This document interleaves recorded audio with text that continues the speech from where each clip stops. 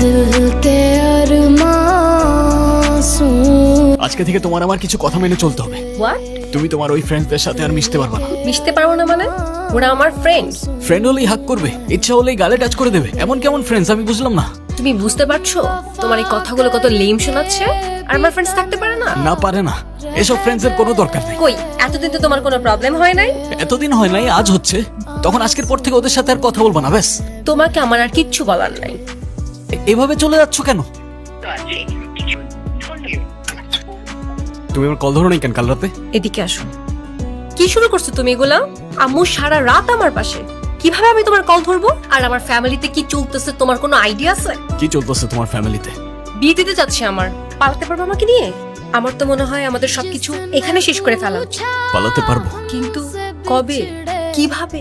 কালি তুমি স্টেশনে চলে এসো, আমি ওয়েট করবো তোমার জন্য। ওকে।